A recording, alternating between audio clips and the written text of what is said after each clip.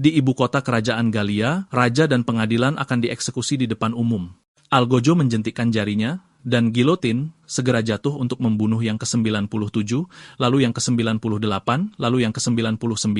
Mereka percaya bisa mengakhiri rezim tirani dari dalam, tetapi pada akhirnya, merekalah yang meruntuhkan mereka. Dengan 100 orang tewas, pria itu memanggil warga, mengatakan raja dan antek-anteknya tidak akan lagi menyakiti mereka. Era penindasan berakhir hari itu, dan sebagai gantinya, mereka mengantarkan era pembebasan. Langkah kaki menyeret melintasi platform, mendorong kerumunan menjadi liar.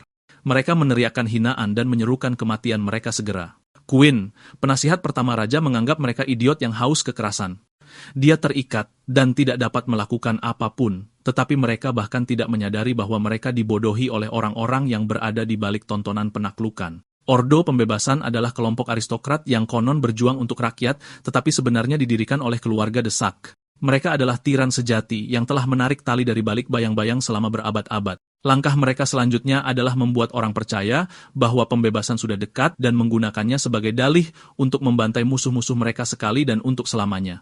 Berbicara kepada orang-orang, Algojo mengatakan itu adalah momen yang telah mereka tunggu-tunggu. Dia memanggil raja dan penasihatnya. Pada kenyataannya, keluarga Desakse tidak peduli siapa yang menjadi raja selama itu adalah boneka yang dapat mereka kendalikan. Mereka dituduh membuat warga kelaparan dan bersekutu dengan iblis yang menghancurkan rumah mereka. Dalam dahaga mereka akan kekuasaan, para penasihat dituduh mengorbankan ribuan saudara mereka. Diberitahu bahwa Ordo Pembebasan tidak akan mentolerir hal-hal seperti itu, kerumunan itu meraung. Queen mencemooh mereka, mengetahui bahwa mereka menciptakan semuanya. Yang disebut pertemuan rahasia dengan Raja Iblis adalah alasan keluarga untuk menyerahkan mereka ke masa revolusioner. Yang tidak mereka ketahui adalah bahwa mereka gagal menangkap senjata rahasia mereka. Khawatir dan terikat juga, Elizabeth bertanya apakah dia yakin bahwa sekutu mereka akan datang. Queen memiliki keyakinan penuh bahwa temannya selama 20 tahun sedang mengawasi dari dalam kerumunan. Jengkel dengan gumaman mereka, Algojo menarik rantai ajaib mereka. Melihat wanita itu, penjaga itu menganggapnya sebagai pemborosan makhluk yang begitu lezat. Dia memegang wajahnya dan mengatakan bahwa karena dia hanya memiliki beberapa menit tersisa di dunia ini, mereka bisa menghabiskannya bersama di belakang platform. Ini membuat Queen berhenti dan memerintahkannya untuk melepaskan tangannya darinya. Mengabaikannya, penjaga itu mulai menyeretnya untuk sedikit kesenangan sebelum dia kehilangan kepalanya. Dewan Raja kehilangan kesabaran dan mulai melepaskan kekuatannya dalam kemarahan. Sementara para prajurit mencoba mengendalikan situasi, ledakan kekuatannya mengirim sejumlah dari mereka terbang kembali. Pria yang melecehkan Elizabeth menerima pukulan terberat dan mulai hancur dari dalam. Karena tawanan itu mulai melepaskan diri dari pesona pengekangan, mereka masuk ke formasi dan mencoba memperkuat mantra. Dengan ini, Queen terpaksa menunduk, ditaklukkan dalam sekejap. Dia mengutuk semuanya, tidak dapat menggunakan kekuatannya sesuka hatinya. Mengelilinginya dengan senjata, mereka menyuruhnya untuk berhenti menggeliat. Namun, senyum belum meninggalkan wajahnya. Yakin posisi mereka akan terbalik sebentar lagi. Lagi pula, orang yang akan menyelamatkan mereka akan segera tiba. Orang yang dia tunggu adalah Silas, sahabatnya, dan sekutu terkuat yang mereka miliki. Mereka bertemu di akademi pada saat kekuatan mereka baru saja terbangun. Keluarganya dibunuh tanpa ampun atas perintah keluarga Desak. Pada satu titik, mereka dengan cepat menjadi saudara seperjuangan, masing-masing mendaki peringkat bangsawan dan berusaha untuk mengakhiri tirani dari dalam. Sayangnya, mereka dikhianati, dan dia ditangkap bersama dengan teman-temannya, tetapi Silas masih bebas. Ordo tetap tidak menyadari baik niatnya maupun kekuatannya yang dahsyat. Queen selanjutnya untuk guillotine. Melihat dia berjalan, Algojo menyebutnya salah satu pendukung paling licik raja, tiran yang membawa kerajaan menuju kehancuran dan kelaparan. Dipanggil. Dewan berdiri tegak dan melangkah maju dengan kepala terangkat tinggi. Dia memastikan untuk bersiap, mengharapkan penyelamat dan sahabatnya datang kapan saja. Algojo bertanya kepada konselor apakah dia memiliki kata-kata terakhir untuk diucapkan. Queen menasihatinya agar tidak terlalu percaya diri, mengetahui persis siapa yang berada di balik perintah mereka. Dengan memasang jebakan mereka, mereka melakukan kesalahan dan gagal menangkap anggota terkuat mereka, Silas. Mengulangi nama itu, pria itu mulai melepas helmnya dan membuat tawanan itu terkejut dan tidak percaya. Orang yang dia anggap sebagai saudaranya dan sekutu terbesarnya adalah orang yang mengkhianati mereka. Dia menolak untuk mempercayainya, mengatakan itu bisa siapa saja kecuali dia. Lagi pula, dia adalah sahabatnya dan harapan rakyat. Di bawah suasana yang mematikan, Silas menyuruhnya untuk tidak terlalu melebih-lebihkan. Selama bertahun-tahun ini, dia telah bermain bersama dengan rencana kecilnya dan tetap tidak terdeteksi. Untuk menjelaskan secara singkat, dia mengatakan bahwa Desak lebih meyakinkan daripada dia. Queen mempertanyakan bagaimana semua ini mungkin terjadi. Mereka telah saling mengenal selama 20 tahun dan telah melewati suka dan duka seperti saudara kandung sejati yang terikat oleh takdir. Sambil menyeringai, Silas memintanya untuk tidak tersinggung dan mengatakan dia harus kembali bekerja. Dia memasang kembali helmnya dan menyuruh para penjaga untuk memasukkannya ke dalam guillotine. Betapapun mengejutkannya, Quinn akhirnya tahu siapa yang mengkhianati mereka dan siapa yang akan menyebabkan setiap eksekusi rekan-rekannya. Dipenuhi amarah, dia menggeram pada teman lamanya, bersumpah untuk membuatnya membayar atas dosa-dosanya. Kekuatan meledak dari tubuhnya, bermanifestasi sebagai kehadiran iblis di atasnya. Sambil memelototi musuh-musuhnya, dia menggunakan kemampuannya untuk melenyapkan beberapa tentara dalam sekejap. Mereka pikir dia berhasil melepaskan diri dari pesona, tetapi mereka melihat dewan menyerang mereka seperti binatang buas, sementara tubuhnya masih ditahan. Dengan cepat dan mudah melucuti salah satu target, dia menangkap gagang pedang di udara dan menggigitnya di antara giginya. Aliran energinya melilit tubuhnya. Sementara itu, para prajurit mencoba yang terbaik untuk menaklukkannya, tetapi Quinn sudah menembus. Di menara terdekat, para pemanah memasang busur yang diberdayakan mereka dalam upaya untuk membunuhnya. Melihat ini, dia mengirim kekuatannya untuk mengurus mereka dari jarak beberapa meter. Mereka dilahap dan diledakkan dari menara, dieliminasi oleh tahanan iblis. Tentara lain menemukan kesempatan mereka dan bekerja untuk memperkuat pesona pembatasan. Dia dikelilingi dan secara bertahap didorong ke bawah oleh sihir mereka, tetapi tidak ada yang cukup kuat untuk memadamkan amarah karena dikhianati oleh teman yang paling dipercayainya. Bahkan Silas muak dengan permainan yang mereka mainkan, jadi keduanya saling menyerang dengan bersemangat untuk mengakhiri semuanya sekali dan untuk selamanya. Terikat seperti saudara kandung, hubungan mereka yang malang berubah menjadi lebih buruk. Quinn jatuh sebelum dia bahkan bisa mencapai targetnya dan dia terpaksa melepaskan pedangnya. Sementara itu, pengkhianat berdiri tegak, mengatakan seseorang harus melakukan sesuatu sendiri jika mereka ingin itu dilakukan dengan benar. Pengikatnya dikencangkan hingga maksimal, dan tawanan itu tidak bisa berbuat apa-apa. Dicekik lehernya, lalu dilempar ke guillotine, di mana potongan kayu itu terpasang di lehernya. Menyadari bahwa dia akan mati, Quinn bertanya, apa yang telah dia lakukan hingga dikhianati seperti ini. Silas meyakinkan teman lamanya bahwa tidak ada titik balik besar, dan bahwa dia hanyalah pion yang tidak berguna lagi. Dengan menjentikkan jarinya, guillotine jatuh dan kepala dewan jatuh bersamanya. Saat kesadarannya masih utuh, dia menutup matanya, tidak dapat menerima bahwa beginilah akhir dari segalanya. Dunia terbakar. Saat membuka matanya, dia merasakan panas yang hebat dan melihat kekacauan yang membuatnya bertanya-tanya apakah dia berada di neraka. Memikirkan untuk mendedikasikan hidupnya untuk membebaskan orang-orang dari tirani, dan tetap dikirim ke neraka sangat konyol hingga membuatnya tertawa. Penglihatannya menjadi jelas dan pemandangan menjadi lebih jelas. Seolah dihantam keputusasaan, dia berlutut dalam kesedihan, percaya bahwa dia tidak pantas mendapatkan semua ini sama sekali. Tepat saat itu, dia mendengar seseorang menyuruhnya untuk tidak kehilangan akal dan berlindung. Dewan mengenali desanya dan bertanya-tanya apakah nerakanya menghidupkan kembali kehancurannya. Dia bahkan mengenali baju besi para penjajah yang menjadi milik pasukan Count Raffle. Seorang pemuda berteriak padanya untuk lari menyelamatkan diri. Quinn membeku saat melihat Gavin, seorang teman yang belum dia temui selama 20 tahun sejak dia terbunuh pada malam itu. Temannya berlari untuk melarikan diri, menyuruhnya untuk mengikuti. Namun, dia tersandung mayat di tanah dan jatuh di tengah medan perang. Kesalahan kecil ini akan membunuhnya, membuatnya kehilangan kesempatan untuk melarikan diri. Seorang tentara mengangkat kapaknya ke atas penduduk desa yang berani memusuhi kaum mereka. Menyadari bahwa temannya akan mati lagi, tubuh Quinn bergerak sendiri dan melompat beraksi. Dia meraih perisai terdekat dari tanah dan berhasil tepat waktu untuk memblokir kapak berat yang datang ke arah mereka. Tentara itu lebih terkejut karena petarung itu melanjutkan dengan tendangan ke sisinya. Di sisi lain, Dewan Pertama tercengang dan bertanya-tanya mengapa serangannya begitu lemah. Dia bahkan tidak bisa merasakan kekuatannya melonjak di dalam dirinya lagi. Memuji teknik petani itu, tentara itu berdiri di depannya. Dan di baju besinya, Quinn melihat pantulan wajahnya. Bekas lukanya tidak ada di sana, dan dia muda lagi, seolah-olah waktu telah diputar ulang. Gavin berteriak pada temannya yang tidak bergerak dan linglung, menyuruhnya untuk lari dari ayunan musuh. Itu sudah terlalu dekat untuk dihindari, jadi dia bereaksi secara naluriah dan malah meraih pergelangan tangan pria itu. Karena dia sangat kuat dan hampir tidak bisa ditahan, pemuda itu sekarang harus bergantung pada teknik untuk menang. Musuh menertawakan usahanya yang lemah, tetapi meningkatkan kekuatan dan mengarahkan pedangnya ke arah penduduk desa. Saat dia akan diiris menjadi dua bagian, Quinn ingat bahwa baju besi yang dia kenakan memiliki lapisan tipis di sekitar area leher. Berputar pada kakinya, dia berbalik dan melepaskan untuk menghindari bilah tajam itu beberapa inci. Mempertahankan keterampilan yang dia asah dari 20 tahun bertarung, dia menampar pedang dari tangan pria itu dan dengan cepat mengambilnya untuk dirinya sendiri. Dengan pengalaman yang bahkan tidak bisa mereka harapkan, dia memotong leher tentara itu dan mengambil kepalanya. Dengan teknik yang tidak pernah dimiliki dirinya yang muda sebelumnya, Quinn memenggal kepala tentara musuh. Dengan senang hati terkejut, Gavin bertanya di mana dia belajar melakukan hal seperti itu. Regresor itu berbalik ke teman lamanya, dan secara eksperimental memegang wajahnya, memastikan bahwa itu benar-benar dia. Perilakunya yang aneh dan gila dikesampingkan sebagai efek samping dari keterkejutan, tetapi dia tahu jauh di dalam apa yang baru saja terjadi.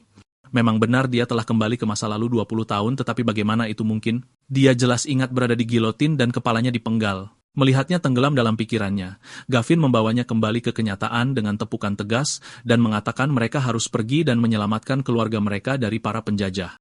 Di sekitar mereka, anak buah Kaun menjarah dan membakar seluruh desa. Dia secara khusus kembali ke hari ketika pasukan Rafael menekan pemberontakan di rumah mereka. Itu adalah hari teman dan keluarganya meninggal, dan gambaran mengerikan itu masih hidup dalam benaknya. Diingatkan akan hal ini, mereka mempercepat langkah untuk menyelamatkan orang yang mereka cintai. Masih belum jelas mengapa dia dibawa kembali ke saat ini, tetapi itu tidak masalah sekarang. Kali ini, Quinn tidak akan membiarkan pelaku kejahatan menyakiti keluarganya. Sebelum kematiannya, dia adalah salah satu pejuang paling kuat di Gala, dan salah satu dari sedikit orang yang bisa menantang The Saks. Namun dia sekarang kembali ke tubuh remajanya. Kekuatannya belum terbangun, dan dia masih belum mendaftar di akademi. Dengan kata lain, dia hanyalah seorang petani sederhana untuk saat ini. Saat berlari ke rumahnya, dia melihat kilatan sihir melesat di udara. Untungnya, dia bereaksi cukup cepat dan menarik Gavin kembali pada waktunya untuk menyelamatkannya. Baut itu mengenai dinding, dan mereka mengintip untuk melihat seorang bangsawan. Zivol, putra Kaun, melangkah ke arah mereka dan melonjak dengan kekuatan. Beberapa warga sipil membungkuk dan memohon padanya untuk menyisihkan rumah mereka, yang merupakan semua yang mereka miliki. Tersenyum gelap, dia menyebut mereka tikus dan memercik dengan sihir. Jika mereka tidak memberinya rumah mereka, maka dia sebaiknya membakarnya bersama mereka.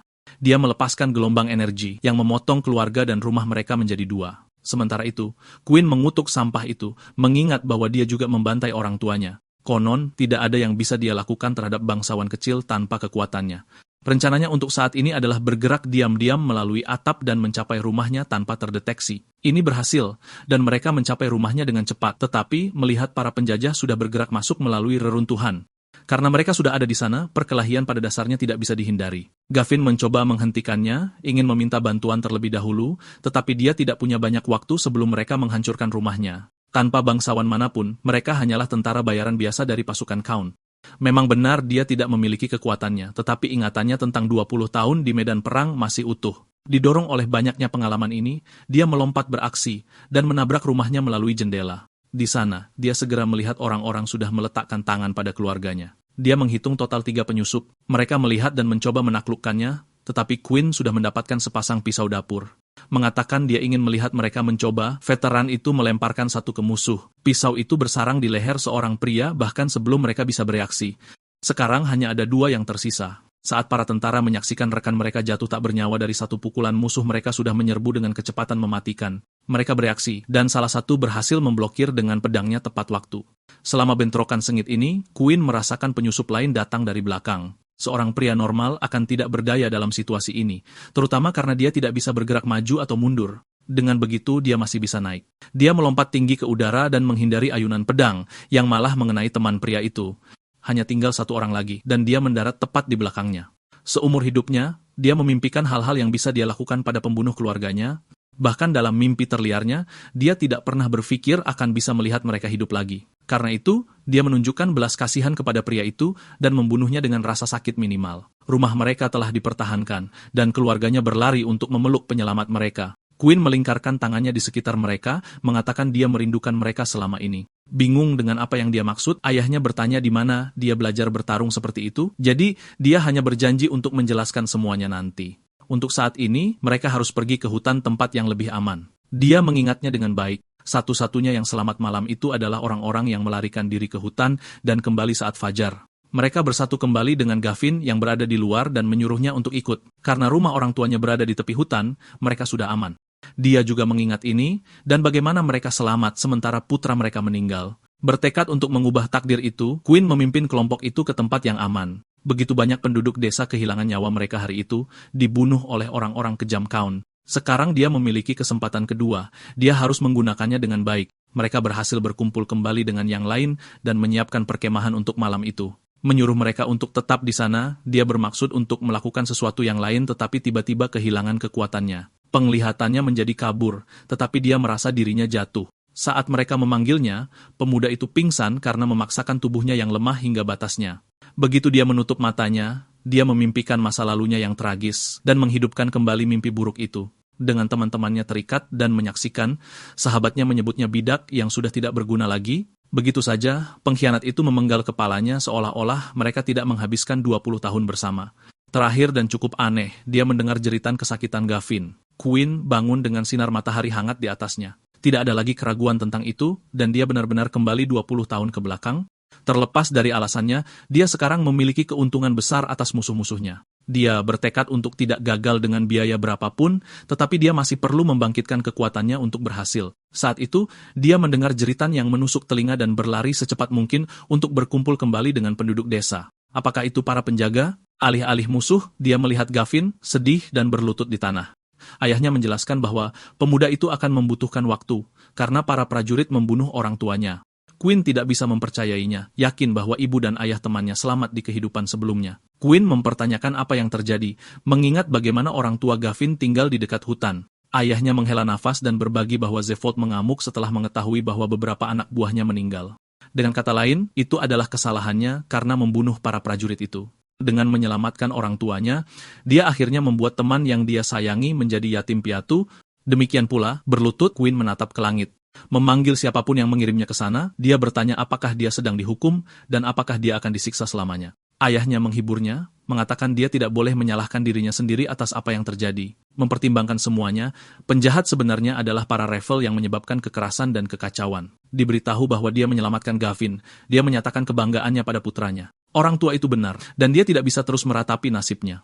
Setelah diberi kesempatan kedua, dia sekarang harus menggunakannya untuk menciptakan masa depan yang lebih baik. Untuk memanfaatkan keuntungannya, dia harus mulai dengan membangkitkan kekuatannya sekali lagi. Selama dia lemah, dia tidak akan bisa mengalahkan seorang prajurit, apalagi mengubah takdirnya. Kali ini, dia akan melindungi siapapun yang bisa dia lindungi. Mehdi, adik perempuannya, yang dia tinggalkan di kehidupan sebelumnya. Setelah kematian orang tua mereka, dia meninggalkan desa dengan tujuan membalas dendam untuk mengikuti keinginannya. Dia meninggalkannya dalam perawatan Alder, pemimpin kota kecil mereka, dan baru kemudian mengetahui bahwa dia terus-menerus melecehkannya. Ketika kesempatan itu datang, dia menjualnya kepada anak buah Kaun yang kemudian melanjutkan pelecehan itu. Dia menangis dan memanggilnya tanpa daya, tetapi itu terlalu berat. Pada akhirnya, dia memutuskan untuk mengakhiri hidupnya yang sepi yang ditinggalkan oleh dunia yang kejam. Kenangan dan penyesalan masih menghantuinya. Kali ini, dia memeluknya erat-erat, berjanji untuk tidak pernah membuat kesalahan yang sama lagi. Saat itu, dia membeku dan menyadari apa yang mungkin terjadi. Dia bergegas ke Gavin dan bertanya di mana saudara perempuannya, Hana. Masih berduka, dia mengatakan Alder merawatnya sekarang karena orang tua mereka telah tiada. Dengan menyelamatkan Mehdi, dia mengutuk saudara perempuan temannya seperti halnya dengan orang tua mereka. Mencoba bertindak cepat, Quinn menyuruhnya untuk mengambilnya dari kepala suku karena dia tidak dapat dipercaya. Pemuda itu bingung dan bertanya-tanya mengapa dia mengatakan itu tentang kepala desa mereka. Saat itu, sebuah suara rendah berbicara menanyakan apa yang sedang terjadi. Alder mendekat dan menyuruh mereka untuk memberi pemuda yang berduka itu ruang. Yang lain belum tahu, tetapi pria jahat itu menyembunyikan warna aslinya. Dengan senyum hangat, kepala suku mendorong Gavin untuk tetap kuat dan berjanji untuk merawat Hana. Tidak menyadari sifat aslinya, anak yatim piatu itu sangat berterima kasih. Quinn berjalan pergi, karena tidak ada yang akan mempercayainya, tidak peduli seberapa banyak dia bersikeras. Saat dia berjalan pergi untuk beristirahat, matahari terbenam dan bulan terbit di atas hutan. Dalam kehidupan sebelumnya, dia pergi ke pegunungan sendirian setelah orang tuanya terbunuh. Secara kebetulan, dia membangkitkan kekuatan yang tidak aktif dalam dirinya beberapa minggu kemudian. Sekarang dia tahu bagaimana memicu kebangkitan itu sendiri dan dapat melakukannya dalam 2 hari. Dia melompat dari atap ke atap, mengutuk Exifult yang melakukan lebih banyak kerusakan kali ini daripada yang terakhir. Untungnya baginya, tikus lain membutuhkan perhatiannya. Dia tiba di rumah Alder, dan segera mendengar kombinasi aneh antara tangisan dan gonggongan. Di dalam, sepasang anjing gila menggeram pada Hana yang sudah dipukuli dan kompang-camping. Dia memohon mereka untuk menjauh, tetapi kepala suku meraih tangannya, menyuruhnya untuk menikmatinya karena tidak ada yang datang untuknya. Baik di kehidupan ini atau selanjutnya, dia benar-benar hama dari ujung ke ujung. Melihat Quinn, orang tua itu bertanya apa yang dia lakukan di sana. Dia sudah siap berkelahi dan mengancamnya dengan kematian. Tanpa membuang waktu, dia memerintahkan anjing-anjing itu untuk menyerang. Ini menjadi masalah karena dia tidak bisa membiarkan mereka mendekati Hana. Jadi pemuda itu lari keluar ruangan. Begitu mereka mengikuti, dia berbalik dan mengunci pintu agar mereka tetap di luar. Alder menatapnya dengan marah. Karena kapaknya akan segera menancap di tengkoraknya, dia memutuskan untuk memberitahunya sebuah rahasia kecil. Kepala desa mengungkapkan bahwa dia bersekongkol dengan anak buah Count untuk membunuh keluarganya agar dia bisa mendapatkan Mehdi. Karena mereka melakukan pekerjaan yang mengerikan, dia harus melakukannya sendiri. Queen tidak terpengaruh dan hanya bertanya apakah dia sudah selesai berbicara omong kosong. Dia sudah mengetahui rencana liciknya dengan Count, termasuk janji untuk menjadikannya seorang bangsawan setelahnya. Alder terkejut tidak tahu siapa yang bisa memberitahu anak itu. Sebenarnya, dia tahu. Tepat sebelum dia dikeluarkan isi perutnya, Queen sudah membunuhnya sebelumnya ketika dia mengetahui tentang apa yang dia lakukan pada Mehdi, dan sekarang dia mengeluarkan pedangnya, tidak dapat disangkal menantikan untuk melakukannya lagi. Dia menyerang saat kepala desa mengayunkan kapaknya. Terlepas dari usia dan ukurannya, dia bergerak sangat cepat, tetapi tindakannya terlalu mudah ditebak, terutama bagi seorang veteran seperti dia. Diberi celah giliran Queen untuk menyerang. Dia menebas kaki lelaki tua itu, yang tidak percaya bahwa anak lemah itu menyakitinya. Dengan mengerahkan seluruh kekuatannya, Alder menyebutnya kebetulan dan mengayunkan lagi. Tetapi serangan ini sama mudahnya untuk dihindari seperti yang pertama. Tebasan berikutnya mengenai punggung kepala desa, dan sekarang dia berkeringat karena khawatir, mempertanyakan siapa yang bisa mengajarinya bertarung seperti itu. Itu bukan urusannya, dan yang harus dia khawatirkan adalah dipotong-potong menjadi pita. Queen akan membunuhnya, tetapi disuruh untuk tidak terlalu cepat melupakan siapa di antara mereka yang menjadi tuannya. Tubuh Alder bersinar, dan dia menembakkan gelombang listrik yang membuat pemuda itu terbang. Dia tidak bisa mempercayainya. Tetapi karena suatu alasan, musuhnya mampu menggunakan listrik. Dalam kehidupan sebelumnya, dia begitu kuat sehingga kepala desa bahkan tidak bisa melakukan apapun untuk menghentikannya. Yang tidak dia ketahui adalah bahwa Count tidak hanya berjanji untuk menjadikannya seorang bangsawan. Dia juga membantu Alder membangkitkan kekuatannya. Para bangsawan adalah tiran yang mengeksploitasi orang-orang untuk keuntungan mereka sendiri, memungkinkan mereka bermandikan kekayaan. Penindasan mereka didasarkan pada penguasaan kekuatan yang hebat, yaitu memanipulasi listrik. Dengan menciptakan dan menyalurkan arus listrik, para bangsawan dapat meningkatkan kecepatan mereka, membentuk penghalang pertahanan, dan bahkan mengubah musuh mereka menjadi abu. Kekuatan ini diberikan kepada mereka oleh Tuhan, yang mempercayakan para bangsawan untuk melindungi umat manusia dari gerombolan iblis yang mengalir dari tanah selatan untuk melahap rakyat mereka. Setidaknya, itulah yang ingin dipercayai oleh para sampah sombong itu. Kebenarannya adalah bahwa siapapun dapat memperoleh kekuatan ini, asalkan mereka meminum apa yang disebut pil pembangkit.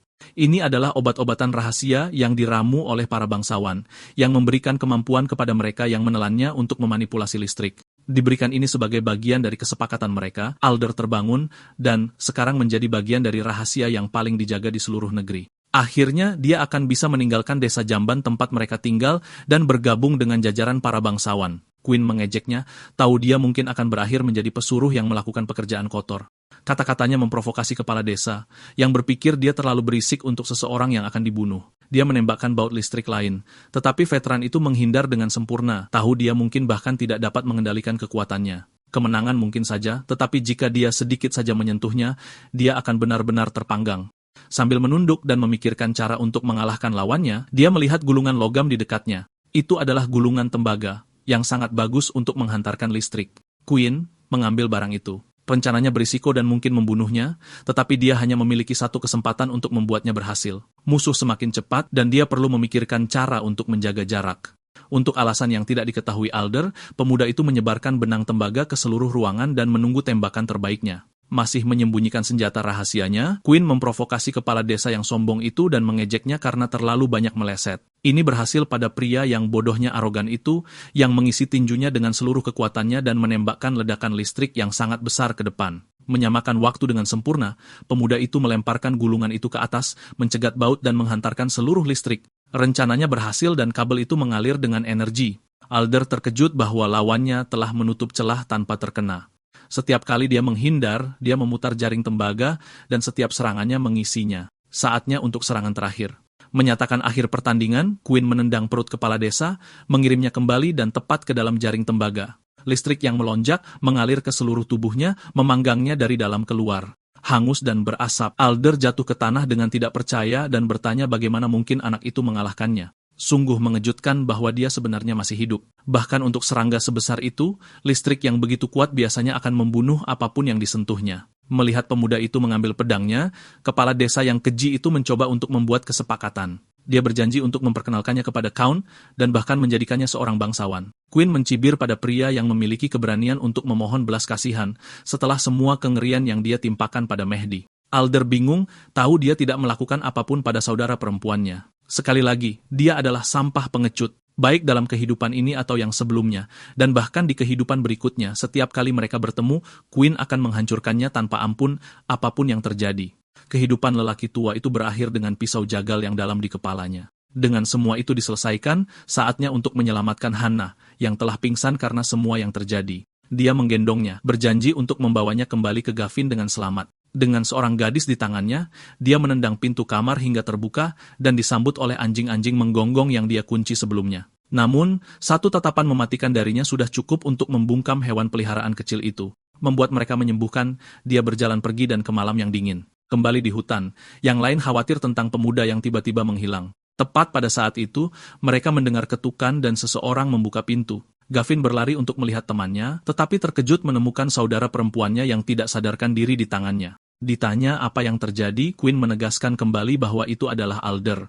Kepala desa yang licik itu bersekongkol dengan Count untuk menyerang desa dan mengambil saudara perempuan mereka. Mendengar ini, mereka khawatir bahwa temannya diikuti ke sana, tetapi dia meyakinkan mereka bahwa Alder tidak akan menyakiti siapapun lagi. Kemudian berbicara kepada semua orang di ruangan itu, dia mengatakan ada sesuatu yang perlu dia lakukan. Dia tidak bisa memberitahu mereka lebih banyak, tetapi dia akan pergi selama beberapa hari, dan mereka harus tinggal di sana. Ayahnya tersenyum hangat, mengatakan dia ingin mendukung putranya yang telah menyelamatkan mereka semua. Bagaimanapun, tirani Rafael harus dihentikan sekali dan untuk selamanya. Sambil memegang erat tangan ayahnya, Queen berkata dia tidak akan mengecewakan mereka dan berjanji untuk menyelamatkan orang-orang mereka. Yakin bahwa keluarganya sudah bangga padanya, sang regresor memulai perjalanan seorang diri. Setelah beberapa saat berjalan, dia hampir sampai di tujuannya dan hanya perlu melangkah sedikit lebih jauh. Di kehidupan lamanya, dia melarikan diri dari desa setelah kematian orang tuanya. Gila karena kesedihan dan haus akan balas dendam, dia mengembara di pedesaan selama berminggu-minggu dan menemukan dirinya di atas gunung. Dia berlindung di bawah pohon ketika itu terjadi. Sambaran petir acak menyambar dan mengenainya tepat di dada. Seperti penangkal petir sejati, petir selalu menyambar pohon tertentu itu. Untungnya, badai sedang menuju ke sana, dan ini akan menjadi waktu yang tepat baginya untuk memicu kebangkitannya sendiri. Tidak ada yang ilahi tentang kekuatan yang diberikan dewa kepada para bangsawan. Setiap manusia memiliki potensi untuk menggunakan listrik asalkan mereka mampu membukanya. Tak ada wilayah di otak yang ketika diaktifkan memberikan kemampuan ini. Untuk membuka ini dengan mudah, para bangsawan mengembangkan pil kebangkitan, sehingga memastikan aliran pengguna yang kuat secara terus-menerus dari generasi ke generasi. Namun, ini tidak selalu demikian. Orang pertama yang menemukan kekuatan ini tersambar petir, yang merupakan metode yang lebih efektif, meskipun lebih berbahaya, itu memberikan kekuatan yang jauh lebih besar daripada yang diberikan pil. Hampir semua yang mencoba terbunuh, itulah sebabnya para bangsawan mempelajari dan membuat pil sejak awal. Dalam kehidupan sebelumnya, Queen secara tidak sengaja tersambar petir dan selamat, dan sekarang dia akan melakukannya lagi dengan menunggu badai yang akan datang. Sambaran berikutnya, yang dilepaskannya akan menjadi miliknya sendiri. Awan gelap mendekat setiap detik dan dia akhirnya melihat apa yang dia tunggu, kilatan kuning yang cemerlang. Ketika petir besar datang seperti yang diharapkan, pemuda itu terkekeh keras, mengetahui jalannya menuju balas dendam telah ditetapkan. Namun petir itu tidak menyambar pohon, tetapi tempat beberapa inci darinya, itu meleset. Mengetahui dia tidak akan mendapatkan kesempatan kedua, Queen bergerak untuk mengejar awan badai yang sekarang bergerak di atas jurang. Dengan tekad dia melompat ke atas tebing, berharap tali yang melilit pinggangnya tidak putus. Seolah-olah dia sedang diuji, dan para dewa ingin melihat seberapa jauh dia akan pergi untuk membalas dendamnya. Begitu saja, tubuhnya meluncur di atas tebing. Untungnya, petir menyambar seperti yang dia harapkan, mengenainya tepat di punggung saat dia jatuh. Pada saat yang sama, kekuatan melonjak di dalam dirinya, membuat matanya bersinar selama beberapa saat, sengatan listrik membuatnya pingsan segera setelah itu masih berasap. Tali yang menambatkannya ke atas kemudian mulai bergerak, dan suar kekuatan besar meledak dari bawah. Tangannya mencengkram tepi, dan Queen muncul, meluap dengan kekuatan dan keinginan untuk membuat musuh-musuhnya membayar. Dia akhirnya mendapatkan kembali kekuatannya. Dalam kehidupan sebelumnya, dia membutuhkan waktu bertahun-tahun untuk mengembangkan penguasaan atas listrik karena membangkitkan potensi seseorang hanyalah permulaan. Konon, segalanya berbeda kali ini, dan dia memiliki pengalaman 20 tahun untuk memudahkan jalan ke depan. Dia menguji kekuatannya dan menerobos sebuah batu besar. Belum selesai. Pemuda itu melambaikan beberapa jari, memaksa bongkahan batu hancur dari dalam. Setidaknya, dia tahu bahwa sihirnya tidak buruk sama sekali. Sekarang dia harus memeriksa kecepatannya. Menancapkan kakinya ke tanah, dia menanamkan muatan listrik ke dalamnya, dan melaju ke depan untuk menempuh jarak yang sangat jauh dalam sekejap. Pada tingkat ini, dia merasa puas dan menganggapnya dapat diterima. Untuk bagian terakhir, dia bertanya-tanya apakah dia bisa memanggil avatarnya. Queen menggertakkan giginya dan mengumpulkan semua kekuatannya, bersedia untuk mewujudkannya. Namun, gumpalan energi menyedihkan muncul di atas kepalanya, membuatnya jelas bahwa dia masih kekurangan kekuatan untuk itu. Avatar dimiliki oleh para pejuang yang benar-benar hebat dan berfungsi sebagai manifestasi dari jiwa pengguna. Penguasaan seni listrik yang luar biasa adalah satu-satunya hal yang memungkinkan pemanggilan. Seorang bangsawan tunggal dengan avatar dapat menghancurkan seluruh resimen dan melenyapkan musuh mereka. Untungnya, area tempat dia berada sekarang memberinya banyak ruang untuk berlatih dan berlatih. Yang mengejutkannya, sebuah suara ringan tiba-tiba memanggil namanya. Itu adalah Meiti yang dengan senang hati bersembunyi di balik pohon. Dia memutuskan untuk mengikutinya karena dia sangat misterius di rumah. Dengan itu, giliran dia untuk mengajukan pertanyaan dan bertanya-tanya kapan dia menjadi begitu kuat. Tampaknya tertangkap, Queen memutuskan untuk memberitahunya masa depan. Mereka duduk untuk percakapan, dan dia terus terang mengaku berasal dari masa depan. Tidak mempercayainya, dia memarahinya karena bercanda dan meninjunya sebagai hukuman. Itu adalah respons alami terhadap pernyataan konyol seperti itu. Bergerak maju, gadis itu menjadi bersemangat karena dia menjadi terbangun, karena itu mengubah segalanya. Dia sekarang memiliki kesempatan untuk memasuki akademi, melindungi mereka dari bangsawan jahat, dan menghasilkan banyak uang. Queen menjentikan adik perempuannya sebelum dia terlalu jauh ke dalamnya. Memang benar dia akan melindungi mereka dengan nyawanya, tetapi dia memintanya untuk merahasiakannya untuk saat ini. Meskipun dia berjanji untuk menjelaskan lebih baik nanti, dia mengabaikannya dan tersenyum dan mengatakan dia sudah mempercayainya dengan sepenuh hatinya. Madi kemudian bertanya apakah bekas luka di wajahnya permanen, mendorongnya untuk melihat dan merasa kesal karena itu muncul di tempat yang sama persis seperti terakhir kali. Saudara kandung menghabiskan malam yang panjang untuk berlatih. Dengan matahari tinggi di kemudian hari, Queen berdiri diam dengan mata tertutup dan tangan terlipat. Menerima sinyalnya, Madi melemparkan seikat batu dari cabang pohon jauh di atas.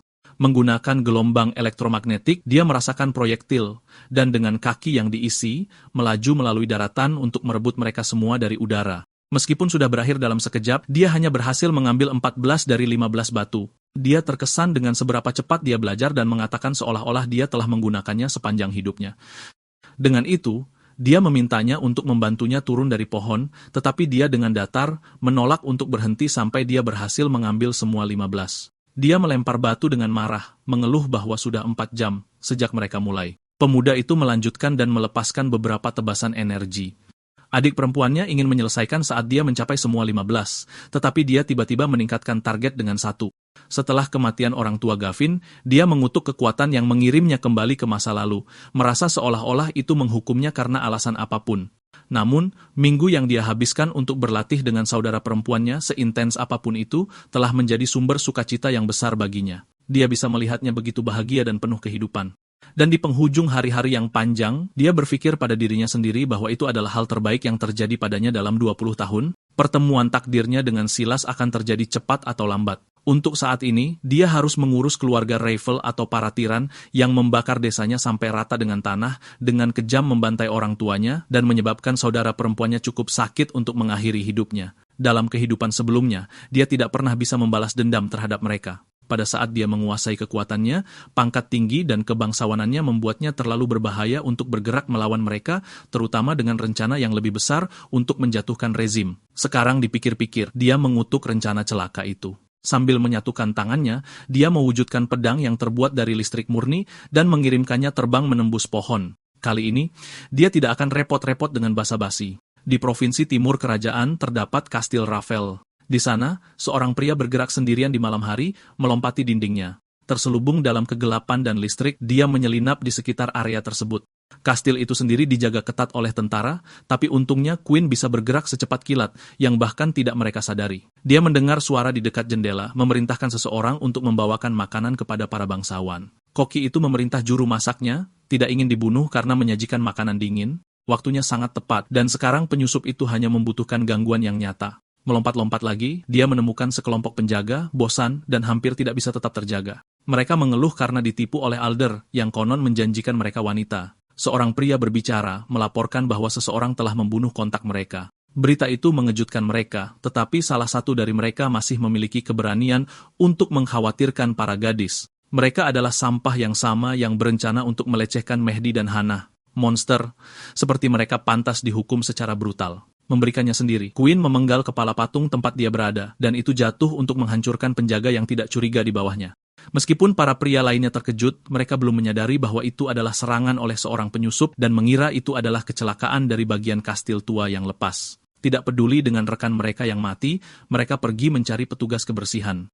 Dengan para prajurit pergi, Queen bebas untuk melakukan perjalanan lebih jauh di sepanjang jalan yang jelas dan tidak terganggu. Kastil itu masih berupa labirin kamar dan menara, jadi dia tidak bisa begitu saja menerobosnya. Ingin melihat sesuatu dengan lebih baik, dia menuju ke puncak menara tinggi dengan mudah memanjatnya hanya dengan kaki dan kekuatannya.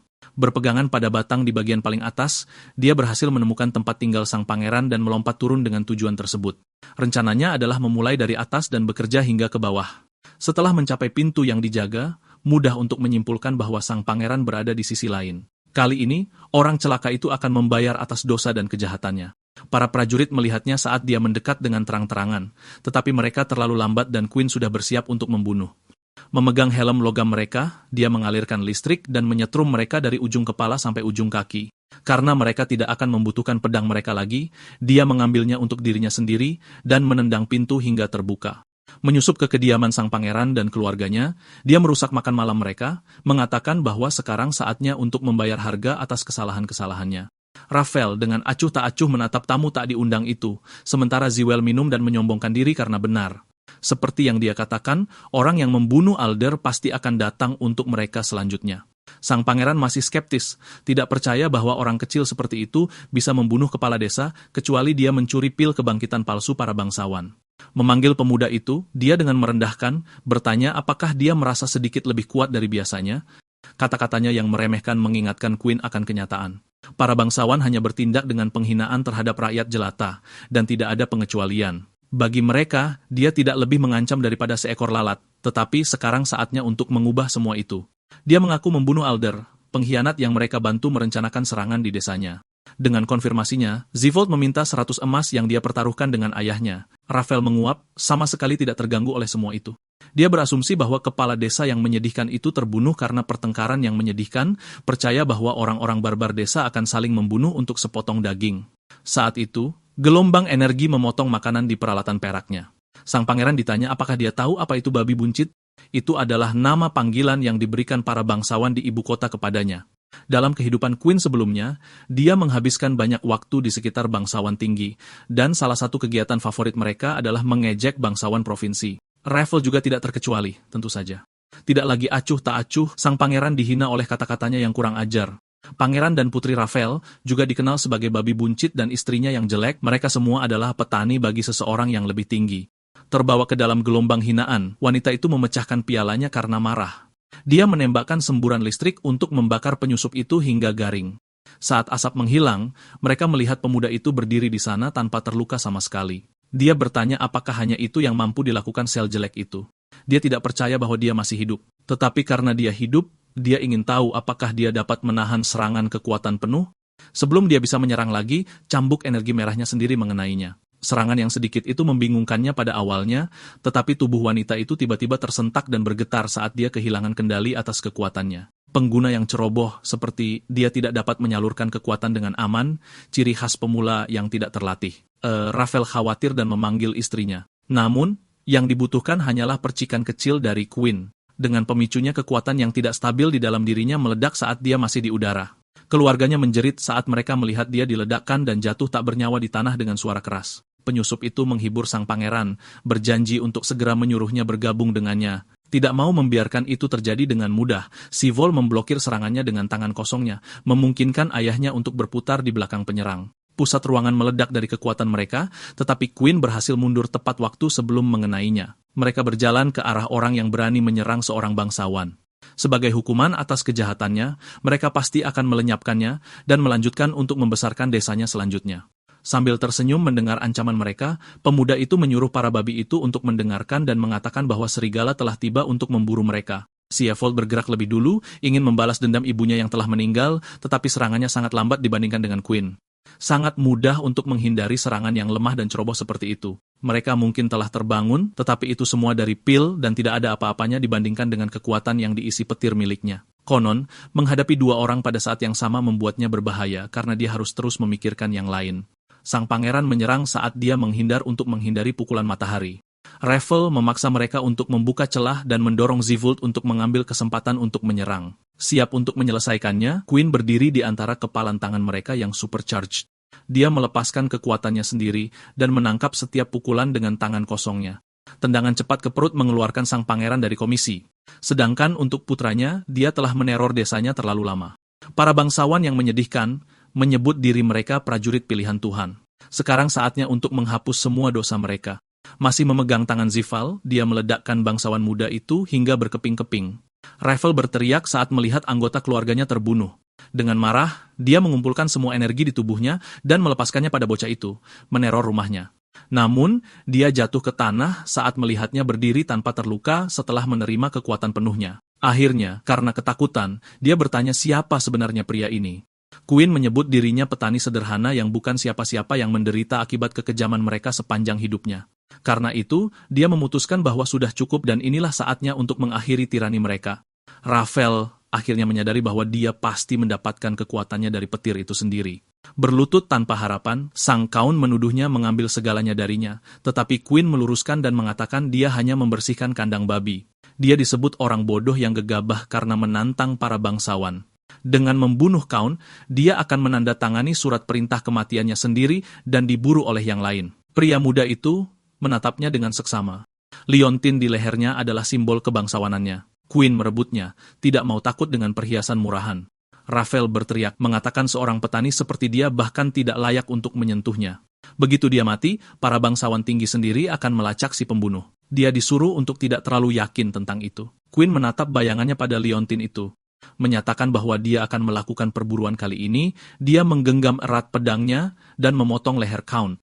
Di dalam kastil Raffle, Queen sedang mengendap-endap dengan satu tujuan dalam pikiran, yaitu mendapatkan Arcanite.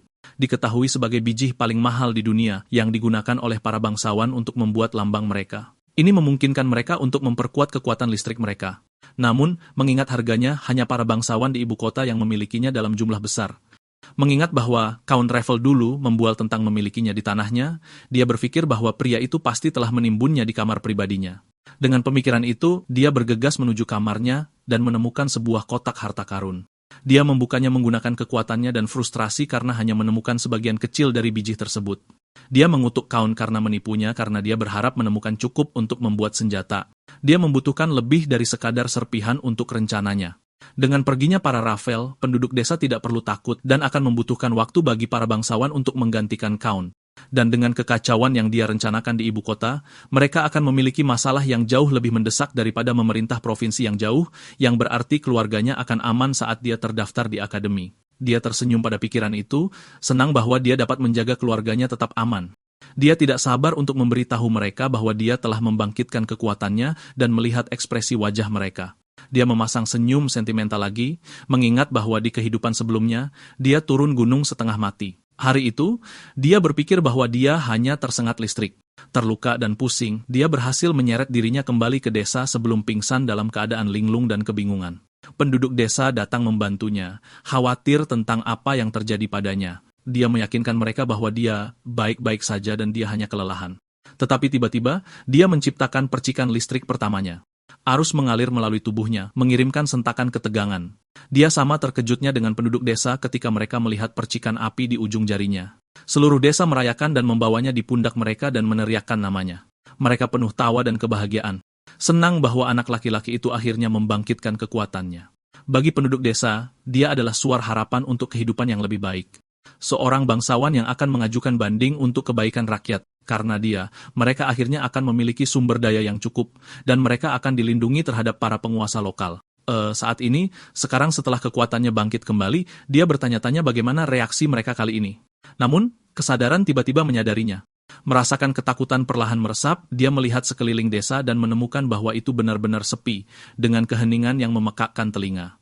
Dia gemetar ketakutan berpikir bahwa desanya sekali lagi diserang oleh musuh. Dia bergegas seperti sambaran petir menuju rumahnya, sangat khawatir tentang saudara perempuan dan keluarganya. Dia menerobos masuk ke rumahnya seperti orang gila, jantungnya berdebar kencang karena ketakutan di dalam dadanya. Yang membuatnya ngeri, rumahnya kosong, tetapi dia tidak dapat menemukan tanda-tanda perlawanan. Mulai menjadi gila, dia, dengan panik, mencari semua orang. Tepat ketika dia akan hancur, dia mendengar bunyi letupan keras diikuti sorak-sorai yang menggelegar. Ternyata, penduduk desa menyiapkan kejutan untuknya. Mereka semua merayakan fakta bahwa dia membangkitkan kekuatannya yang akan memberinya gelar bangsawan. Keluarganya sangat bangga padanya, terutama saudara perempuannya, Mehdi. Dia menatapnya dengan kesal karena dia berjanji padanya bahwa dia tidak akan memberitahu siapapun tentang kebangkitannya. Dia memberinya senyum malu-malu dan mengatakan kepadanya bahwa dia hanya memberitahu 1 atau 2 orang, tetapi secara keliru menyebar ke semua orang. Anak-anak berkerumun di sekelilingnya dan mengganggunya tentang kekuatannya, mengajukan pertanyaan dan apakah dia dapat bergerak sangat cepat seperti sambaran petir, seolah-olah mereka tidak akan kehabisan pertanyaan. Menanyakan apakah dia bisa melompat sangat tinggi, membelah gunung menjadi 2, atau terbang ke matahari dan kembali. Sangat bersemangat, anak-anak memintanya untuk menunjukkan kepada mereka apa yang bisa dia lakukan. Pria muda itu menghela nafas atas kegigihan mereka yang polos, tetapi merasa malu untuk menampilkan kekuatannya. Mereka terus bertanya kepadanya, dan bahkan orang dewasa mulai menimpali, memohon padanya untuk menunjukkan kepada mereka bahkan hanya percikan api untuk memuaskan rasa ingin tahu dan antisipasi mereka. Setelah beberapa kali meyakinkan, dia akhirnya menyerah dan memutuskan untuk menunjukkan kepada mereka beberapa trik pesta yang tidak akan mereka kewalahan oleh kekuatan sejatinya. Dia kemudian mengaktifkan listriknya, dan jari-jarinya mulai menyambar energi. Dia kemudian menciptakan gambar kuda dari sambaran petir, membuat penduduk desa terkesiap dan membuka mulut lebar-lebar dengan kagum. Mereka semua meneriakkan namanya, memujinya, dan mengatakan kepadanya betapa menakjubkannya dia di mata mereka. Dia adalah harapan dan impian mereka sekarang. Tepat saat itu, kehadiran misterius menghiasi desa mereka. Dia mencari Queen, yang merupakan satu-satunya orang yang terbangun di wilayah desa mereka. Pria itu berdiri begitu bermartabat dengan kulit serigala menutupi kepalanya dan tubuhnya ditutupi bekas luka perang.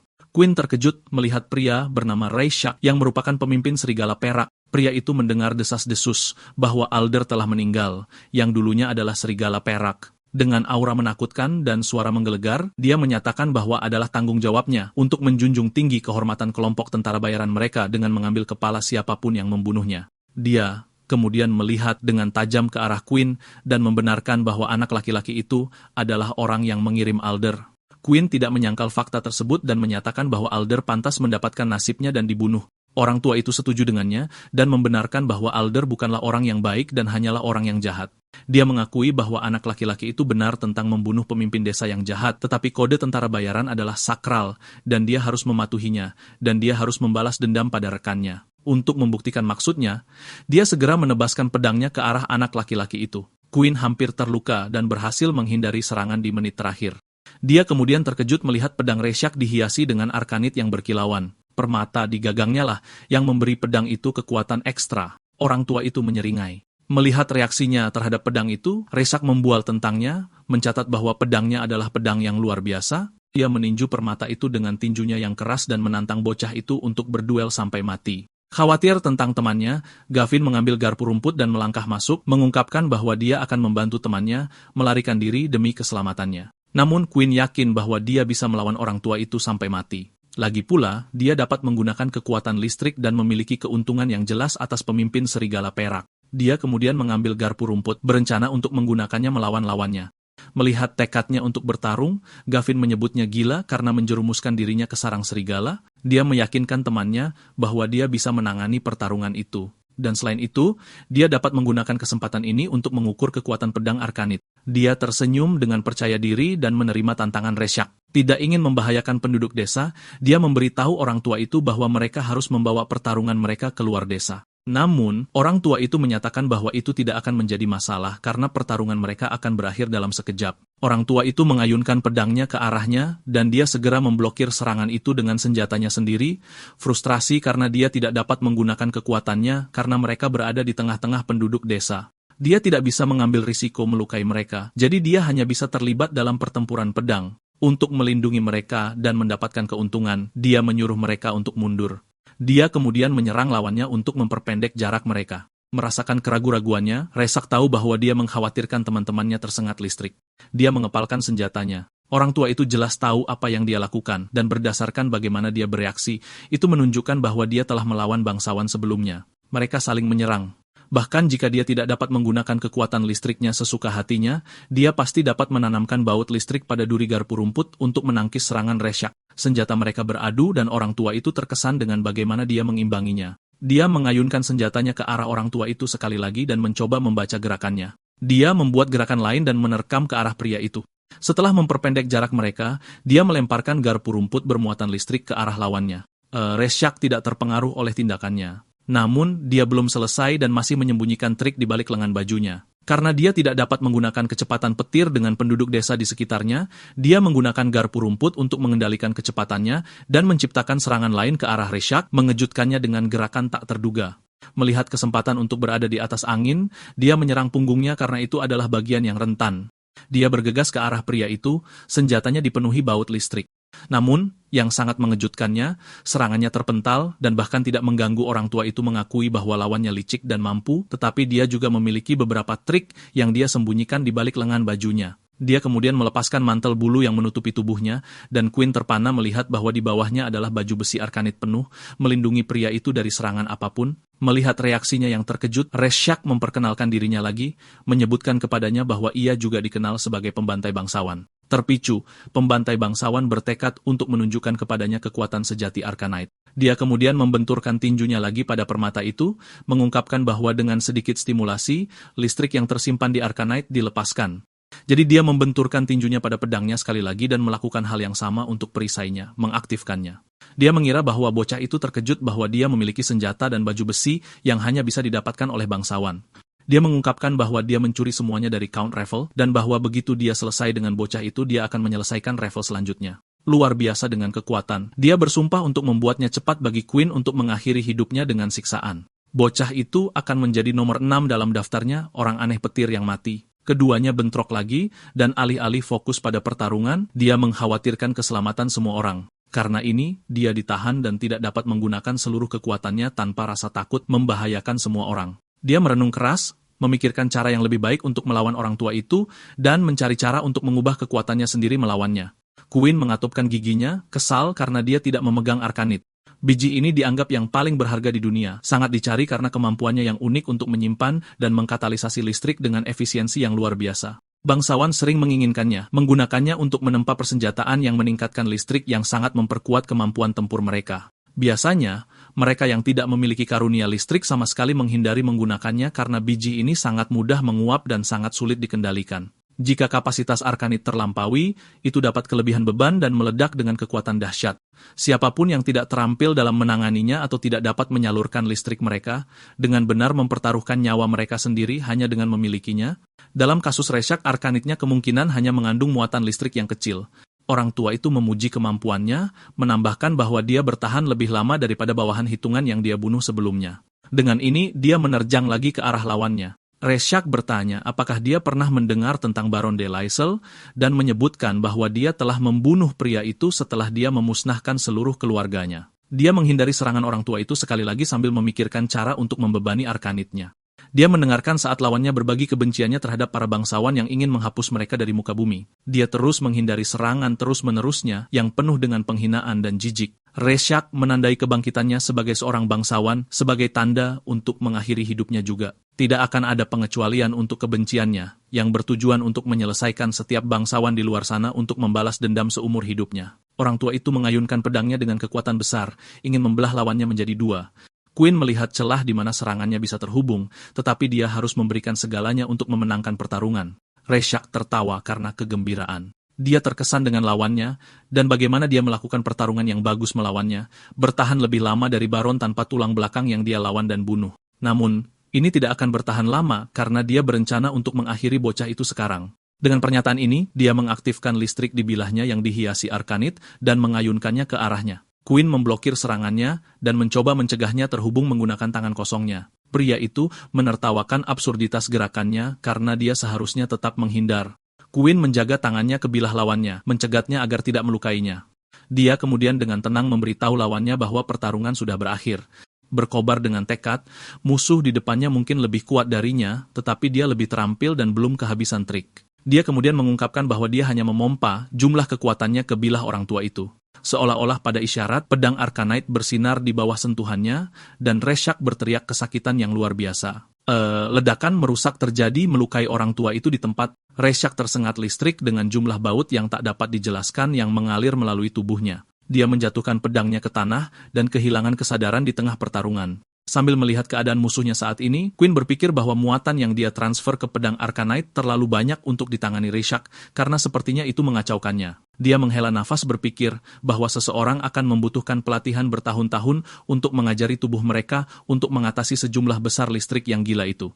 Melihat dia memenangkan pertarungan, keluarganya dan penduduk desa bergegas menghampirinya untuk memeriksa keadaannya. Dia meyakinkan mereka bahwa dia baik-baik saja. Reshak mengakui kekalahannya dan bertanya kepada pemuda itu bagaimana dia bisa mengalahkannya. Queen menyatakan bahwa dia hanya menggunakan kekuatan senjata Reshak sendiri untuk melawannya. Orang tua itu terkejut dengan trik ini, tetapi tetap menerima nasibnya, menambahkan bahwa dia setidaknya bersyukur bahwa seorang bangsawan seperti Queen yang mengalahkannya. Menerima nasibnya, dia menyuruh anak itu untuk menghabisinya sekali dan untuk selamanya, menyerahkan hidupnya. Namun, Queen menolak untuk mengakhiri hidupnya yang membuatnya frustrasi. Dia tidak bisa menerima bahwa anak itu menolaknya kematian yang terhormat, bersikeras bahwa dia suka mematuhi kode tentara bayaran sampai akhir. Queen menjelaskan bahwa dia bukan tentara bayaran, dan dia tidak bisa memaksanya untuk mengikuti kode tentara bayaran. Sambil menyeringai, dia menambahkan bahwa dia hanya mengikuti kode pelindung, dan menurutnya, begitu seorang lawan dikalahkan, dia akan menjadi pengikut pemenang. Melihat keterkejutan dan kebingungan di wajah pria itu, Queen menjelaskan bahwa dia ingin Reshak yang dipuji sebagai pembunuh bangsawan dan pemimpin serigala perak untuk melayaninya setelah kekalahannya. Orang tua itu terpana dengan pernyataannya, tetapi dia memperjelas bahwa itu akan bermanfaat bagi mereka berdua karena mereka memiliki keinginan yang sama. Dengan api di matanya, dia mengungkapkan bahwa dia juga bertujuan untuk mengakhiri para bangsawan. Karena Reshak adalah seorang pendekar pedang yang terampil, dia bisa menjadikannya pelindung desanya. Dia menunjuk serigala perak sebagai pelindung keluarga dan teman-temannya, sementara dia melakukan perjalanan ke ibu kota dan membuat persiapan untuk mengirim para bangsawan ke neraka. Reshak meluangkan waktu sejenak untuk memproses apa yang baru saja dia dengar, tetapi akhirnya menyerah. Dia bersumpah bahwa selama dia bernafas, dia akan menjaga desa tetap aman dari mereka yang akan mencoba menyakiti semua orang yang disayanginya. Setelah mendengar persetujuannya, dia menyuruh orang tua itu untuk menyerahkan pedangnya karena dia membutuhkan Arcanite untuk memberikan dirinya dorongan. Setelah mengambil pedang itu, dia menggunakan Arcanite untuk menempa pedang baru. Saat dia membentuk pedang baru, dia memasukkannya dengan sifat-sifat magis yang ditingkatkan, memastikan bahwa ia memiliki sihir listrik yang kuat. Setelah menggunakan keterampilan pandai besinya, dia akhirnya menciptakan pedang melengkung baru. Di masa depan, kaum bangsawan akan beralih menggunakan jenis senjata ini yang terbukti lebih baik daripada pedang normal. Dia akan menggunakan pengetahuan ini sebagai pengaruh melawan musuh-musuhnya. Setelah semua persiapannya, dia membungkus pedangnya dan mengikatnya di punggungnya. Mempercayakan keselamatan desanya kepada Reshak, dia mengucapkan selamat tinggal kepada semua orang saat dia memulai perjalanannya ke ibu kota, berjanji untuk kembali secepat mungkin. Sekarang, dia akan menghadapi kenyataan dan nasib yang menantinya. Dalam kehidupan sebelumnya, dia akan mendaftar di akademi setelah meninggalkan kampung halamannya dan untuk melaksanakan rencananya. Dia harus melakukannya lagi. Hanya saja kali ini, dia sudah memiliki pengaruh karena telah menguasai kekuatannya. Dia harus mempersiapkan diri, karena itu adalah tempat di mana dia akan bertemu dengan rekan-rekannya, dan pria yang dia kira adalah saudara baginya, tetapi kemudian akan mengkhianatinya, Silas. Di hari yang cerah, sebuah kapal meluncur di laut. Di dalamnya ada Queen yang menantikan untuk segera tiba di Lutetia. Dia tersenyum berpikir bahwa begitu kapal berlabuh di pelabuhan, dia akan memperkenalkan dirinya kepada pihak berwenang. Merupakan prasyarat bahwa para bangsawan yang baru terbangun harus mendeklarasikan diri untuk mendaftar di akademi. Di sana, bangsawan yang berbeda dari berbagai lapisan masyarakat akan diberi kesempatan untuk mendaftar di akademi paling bergengsi untuk yang baru terbangun. Mereka hampir tidak akan pernah menyadari bahwa kekuatan mereka bukanlah hadiah ilahi, tetapi hanya keberuntungan belaka. Mereka semua tersambar petir yang beberapa dari mereka bahkan tidak akan ingat karena trauma yang dibawanya. Mereka terbangun berpikir bahwa mereka telah dipilih oleh keilahian. Kembali di kapal, seorang kru mengumumkan bahwa makan malam sudah siap. Queen merenungkan untuk menggunakan waktunya dalam pelayaran laut untuk melatih keterampilan pedangnya dan untuk bersantai sebelum mendaftar di akademi dan menjadi siswa lagi. Tepat saat itu, seorang wanita berjubah mulai mabuk laut dan menabraknya. Dia menawarkan untuk membantunya, tetapi terkejut melihat bahwa itu adalah saudara perempuannya. Mehdi melepas jubahnya dan menyatakan bahwa dia akan bergabung dengannya di ibu kota. Dia segera menolak idenya dan mengatakan kepadanya bahwa dia harus naik kapal berikutnya yang menuju desa mereka berpikir betapa berisikonya keputusannya untuk bergabung dengannya. Menyaksikan betapa khawatirnya kakaknya, dia meyakinkannya bahwa dia tidak akan melakukan hal-hal yang sembrono. Dia telah memutuskan dan tidak akan hanya duduk dan membusuk di desa. Wajah Quinn berubah serius mencatat bahwa desakannya untuk ikut dengannya adalah gila. Ini akan berbahaya baginya, dan dia tidak akan membuatnya mengalami apapun yang akan menyebabkan dia celaka. Dia tidak mundur. Bahkan, dia menginterogasi kakaknya mengapa dalam rentang waktu sehari, keterampilan pedangnya meningkat pesat. Dan tidak hanya itu, dia juga memutar listrik seolah-olah dia telah melakukannya selama bertahun-tahun. Pergeseran kekuatannya sangat membuatnya egois, dan saudara perempuannya dapat merasakan bahwa dia menyembunyikan sesuatu. Dia menghela nafas dan menceritakan kisahku dari masa depan lagi. Jengkel dengan cerita buatannya, dia memotongnya kesal karena dia memperlakukan situasi mereka sebagai lelucon. Dia menduga bahwa ketika dia jatuh dari kudanya dan mendarat di kepalanya, ini mengacaukan ingatannya. Ini juga menjelaskan perubahan kepribadiannya dan semua ocehan yang tidak koheren. Quinn menyebutkan bahwa orang tua mereka tidak akan pernah membiarkannya bergabung dengannya dalam perjalanannya di kota. Dia membalas ini dengan menunjukkan kepadanya surat yang ditulis ibu mereka, yang mengatakan bahwa dia mengizinkan Mehdi untuk bergabung dengannya. Sebagai imbalannya, dia perlu menjaganya sementara dia memenuhi mimpinya untuk melihat dan tinggal di ibu kota. Singkatnya, dia perlu menjaganya saat dia dalam perawatannya. Tidak punya pilihan. Dia hanya mengindahkan kata-kata ibu mereka dan mengikuti saudara perempuannya yang sekarang bersemangat untuk makan malam. Di aula makanan kapal, Quinn dengan sayang mengamati saudara perempuannya. Mehdi adalah tipe orang yang selalu tahu apa yang dia inginkan dalam hidup. Versi hidupnya ini, dia berhasil melindunginya dari tragedi dan menyelamatkannya dari Alder. Dia bersumpah pada dirinya sendiri bahwa dia akan melindunginya dari bahaya apapun sekarang karena mereka akan menjelajahi ibu kota bersama-sama. Tepat saat itu, sekelompok satria memasuki kapal mengumumkan bahwa mereka sedang berburu pembunuh bangsawan, mengungkapkan bahwa Count Revel telah dibunuh. Mereka akan memberikan 10 keping emas kepada siapapun yang maju dengan informasi tersebut. Mehdi terkejut dan gugup dengan kejadian ini, mengetahui bahwa kakaknya adalah orang yang terlibat dalam hal ini. Seorang ksatria mendekati mereka dan bertanya alasan bepergian ke ibu kota, meragukan apakah mereka sedang dalam pelarian. Quinn dengan datar menyangkal ini dan membuat alasan bahwa mereka adalah pasangan yang sudah menikah dalam bulan madu mereka, membuat Mehdi terkejut. Ksatria itu menjadi curiga karena mereka terlihat gugup dan mencatat bahwa Count itu dibunuh oleh seorang pria yang memegang listrik. Saat dia hendak bertanya apakah dia baru terbangun, kapal tiba-tiba berhenti diikuti oleh dampak yang kuat dan keras, menyebabkan beberapa barel jatuh di dalam kapal. Mereka berada dalam dilema setelah Rorqual muncul dan bertabrakan dengan kapal. Para kru dengan panik menyiapkan tombak untuk mengirim monster itu kembali. Quinn memperingatkan mereka tentang ekornya. Seolah-olah sesuai isyarat, Rorqual mengepakkan ekornya ke arah pria itu, dengan mudah menghancurkan tombak. Para ksatria mulai panik juga tidak tahu bagaimana menangani masalah ini. Quinn menyadari bahwa makhluk itu agresif setelah mereka tersesat ke wilayahnya. Biasanya, sengatan listrik akan cukup untuk menakutinya. Namun, dia harus berhati-hati tentang menggunakan kekuatannya di sekitar para prajurit, terutama karena mereka curiga padanya. Jika mereka tahu dia baru saja bangkit, dia akan jadi tersangka utama. Dengan ini, dia harus mengandalkan kemampuan bertarung dan refleksnya saja. Dia lalu meraih tali dan meluncur melewati kapal. Dia menghunus pedangnya, berniat menghalaunya dengan satu tebasan. Melompat ke target, dia mengayunkan pedangnya, memberikan tebasan. Dia terkejut karena kulitnya sangat keras. Dia terpental karena benturannya. Mehdi segera menghampirinya dan memeriksa keadaannya. Melihat situasinya tanpa harapan, para ksatria mencuri satu-satunya rakit dan menaikinya sendiri. Begitu Rorqual memutuskan musuh, ia takkan berhenti menyerang sampai hancur. Monster air itu membenturkan tubuhnya yang besar dan bersisik ke kapal, ingin membelahnya jadi dua. Jika ini terus berlanjut, kapal ini akan segera menjadi sampah. Karena tak punya pilihan lain, Quinn menyelam ke air di mana tak seorang pun bisa melihatnya menggunakan kekuatannya.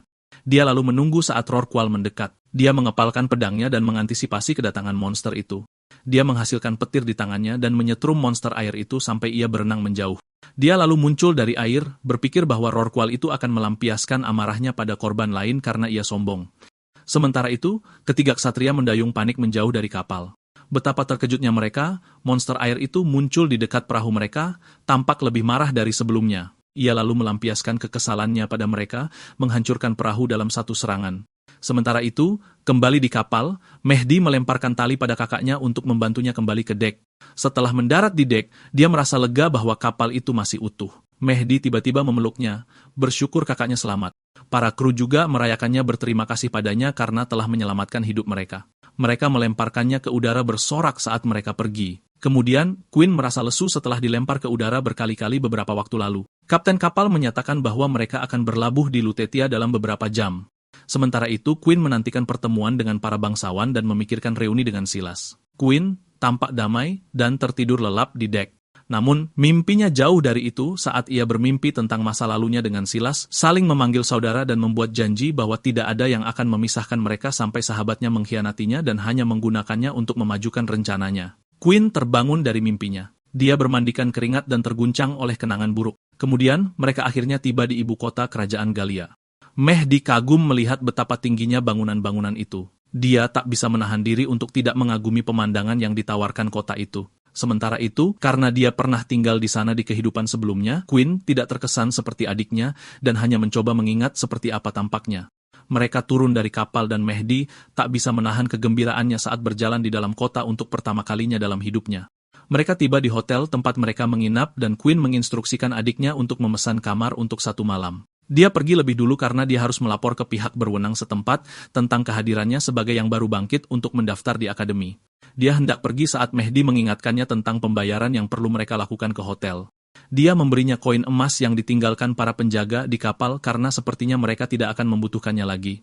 Madi menjerit kegirangan menyatakan bahwa mereka kaya sekarang dan mereka bisa membeli seluruh jalan jika mereka mau. Quinn diam-diam mengingat bahwa harga di Lutetia sangat mahal dan koin emas yang mereka miliki hampir tidak akan cukup untuk beberapa malam.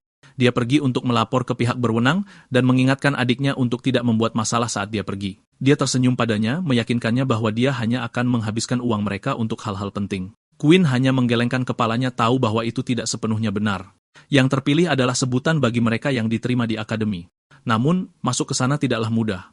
Setiap hari, banyak orang muncul di sana mengklaim bahwa mereka telah bangkit. Penjaga memanggil orang berikutnya dalam antrean dan menginstruksikan pria itu untuk menunjukkan kekuatannya. Gugup, pria itu mencoba berkonsentrasi dan fokus untuk menunjukkan kekuatannya. Dia bersumpah bahwa ketika dia bangun pagi itu, dia merasa sangat bersemangat. Dia lalu menghasilkan petir di tangannya. Namun, para penjaga tiba-tiba muncul dan mengungkapkan bahwa mereka tahu dia curang. Mereka menggulung lengan bajunya dan menemukan alat dengan permata arkanite yang dia gunakan untuk menghasilkan petir. Para penjaga memukulinya sebagai hukuman atas kecurangannya. Sayangnya bagi pria itu, dia tidak berhasil membodohi para penjaga. Jika seseorang lulus ujian, mereka bisa meminta hadiah uang, dan aturan ini menarik penipu. Setelah lulus ujian dan mengambil uang hadiah, para penjahat biasanya kembali ke lubang mereka dan bersembunyi selamanya. Penjaga memanggil orang berikutnya dalam antrean yaitu Quinn. Pria itu memperingatkannya untuk tidak menipu mereka demi kebaikannya sendiri. Tanpa membuang waktu, Quinn menunjukkan kekuatannya dan menyulap tengkorak dari petir. Penjaga itu terpana oleh kekuatannya menyatakan bahwa dia benar-benar yang terpilih. Mereka menginstruksikannya untuk melanjutkan ke lorong untuk menyelesaikan penerimaan akademinya. Dia memberikan detailnya kepada penjaga dan berpikir bahwa itu lebih mudah dari yang dia kira, dan mereka bahkan tidak bertanya bagaimana dia mendapatkan kekuatannya. Dia berjalan melalui lorong yang sangat familiar baginya. Dia melihat ke ujungnya, dan di sana dia melihat seseorang yang sangat dia benci, sehingga dia menjatuhkan formulirnya dan hampir tidak bisa bernapas. Silas mengambil formulirnya dan membaca namanya dengan keras seolah menghafalnya. Dia menyerahkan formulir itu kepadanya dengan senyuman dan mengatakan bahwa dia juga baru. Dia tak bisa menahan diri untuk tidak mendidih dalam amarah karena sahabatnya yang pengkhianat ada di depannya. Dia mengingat bagaimana dia kehilangan nyawanya karena dia dan berniat membunuhnya di tempat. Dia mengepalkan tangannya mencoba menahan diri. Merasakan ketegangan, Silas bertanya apakah ada yang salah dengannya. Quinn berkata tidak, jadi Silas berasumsi bahwa dia hanya lelah karena kebangkitannya dan menyarankan agar dia beristirahat. Dia lalu pergi dan mendoakannya dengan baik. Namun melihatnya begitu santai dan tersenyum agak memicu dia lebih jauh, dan ini membuatnya kehilangan semua pengekangannya. Dia melepaskan petir di tubuhnya dan meraih pedangnya menerjang ke arah Silas. Dengan marah, dia mengayunkan pedangnya ke arah pria itu dengan sekuat tenaga. Tepat pada waktunya, Silas berhasil menghunus pedangnya dan memblokir serangannya. Tiba-tiba, seseorang datang di antara mereka dan memisahkan mereka. Orang tua itu memuji mereka karena mengesankan, menyatakan bahwa bagus mereka bersemangat untuk menguji kekuatan baru mereka. Orang tua bernama Tavio, seorang profesor, berdiri dengan bangga mencatat bahwa suara pedang yang beradu akan mengikat pria lebih cepat. Dia memperkenalkan dirinya dan menyatakan bahwa dia berspesialisasi dalam seni pertempuran. Dia meyakinkan mereka bahwa mereka akan punya banyak waktu untuk berdebat selama pelatihan, jadi mereka perlu memperlambatnya dulu. Quinn mengenali pria yang dikenal sebagai pejuang terhebat di ibu kota. Dia adalah tokoh kunci pembebasan Ordo, yang merupakan kelompok yang akan membunuhnya 20 tahun dari sekarang. Silas tersenyum dan meminta maaf kepada profesor. dia menunjukkan bahwa mereka baru saja membangkitkan kekuatan mereka, jadi menjaga mereka tetap terkendali tidaklah mudah. Jadi dia mengulurkan tangannya ke arah Queen dan meminta maaf jika dia entah bagaimana menyinggungnya, menantikan untuk beradu pedang dengannya di masa depan. Queen menerima tangannya sambil berpikir bahwa dia sudah jauh lebih kuat dari yang dia harapkan. Namun ini tidak akan menghentikannya untuk membunuh pengkhianat itu. Sebelum itu, dia berkata pada dirinya sendiri bahwa dia harus menahan diri atau hidupnya akan berakhir seperti yang pertama kali. Selain itu, Silas berutang jawaban kepadanya tentang mengapa dia mengkhianatinya. Sementara itu, seorang pria dari ruangan lain mengamati kedua siswa baru itu berpikir bahwa ada potensi besar dalam diri mereka, dan oleh karena itu mereka harus segera menguji kesetiaan mereka. Namun, dia tidak yakin apakah mereka dapat bertahan dari apa yang akan datang kepada mereka. Hari pertama kelas, para siswa sibuk mengobrol dan mencari teman. Sementara itu, Queen berjalan di lorong sambil mengingat kembali bagaimana dia melatih tubuhnya untuk belajar dengan giat. Meskipun kekuatannya tidak seperti dulu, dia masih jauh lebih kuat daripada yang baru terbangun. Dia harus menyembunyikan kekuatannya agar dia dapat menghindari perhatian yang tidak diinginkan. Tidak seorang pun dapat mengetahui seberapa kuat dia. Di kelas seni bela diri, Profesor Tavio memperkenalkan dirinya sebagai instruktur baru mereka. Dia berdiskusi dengan kelasnya bahwa dia perlu memeriksa keterampilan bertarung mereka dan mencatat beberapa dari mereka sudah menjadi petarung yang terampil.